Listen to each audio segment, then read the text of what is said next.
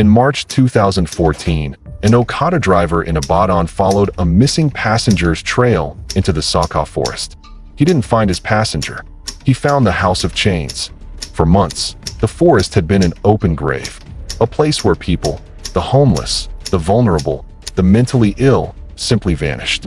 The investigation revealed human skulls in the mud, skeletal limbs chained to the walls of abandoned buildings, and a building full of people who had been erased from the world for years. The Soka Forest discovery wasn't just a tragedy. It was a failure of the state. A crime scene that asks, how can 20 people disappear into a city of millions and nobody notices, unless someone with power is holding the chain?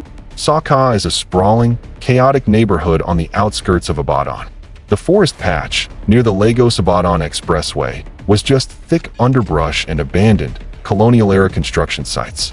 To understand the crime scene, we have to understand the dynamic of the visible city versus the invisible people. The people who ended up in the House of Evil were society's outliers. Mentally ill men and women, homeless youth, those struggling with addiction, people who often slipped through the cracks. The 2014 investigation would suggest they were systematically hunted, chained, and exploited for years.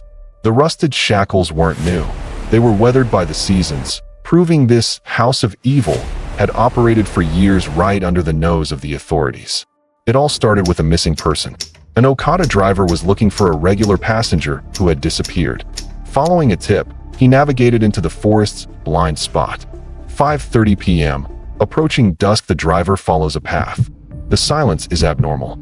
He sees the abandoned, decaying buildings. He sees them. People, chained, skeletal, and starving in the ruins. They are barely conscious. He sees the human skulls mixed in the debris. He doesn't wait. He runs. 6 p.m. The driver spreads the word. The neighborhood reacts not with surprise, but with primal rage. The police are slow to respond.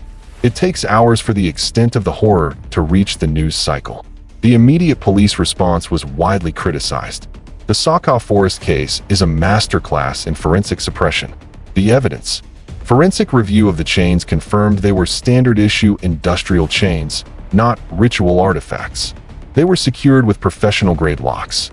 The rust patterns prove they were in the mud for years, implying a long-term, organized operation. Excavation of the site recovered at least 20 sets of human remains, most of which were fragmented and difficult to identify. Forensic dental and skeletal analysis suggested the victims were systematically killed or allowed to starve over an extended period. The lack of standard burial practices implies exploitation, not a crime of passion. The ruins contained a torture chamber atmosphere, blood spatter patterns on the walls, and standard ID cards for missing people. With no formal justice and the case going cold, the theories in Nigeria have become legendary.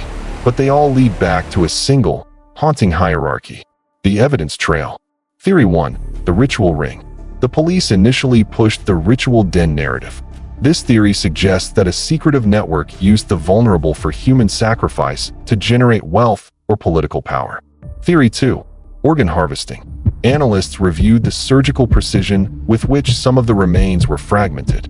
The location, hidden yet accessible to the Lagos-Ibadan expressway, points not to a localized witch doctor, but to a high-level, corporate organ harvesting ring that required logistics, refrigerated transport, and institutional cover. A 2026 analysis of the major logistics found that this specific period, 2010 to 2014, matched a spike in illegal organ transport activities in West Africa. The ritual den was a convenient, simplified cover-up to hide a transnational corporate crime. As of 2026, the Soka Forest case remains Nigeria's most disturbing unsolved haunting internal trade mystery. While the Oyo state government eventually demolished the House of Evil, true justice remains an elusive mystery.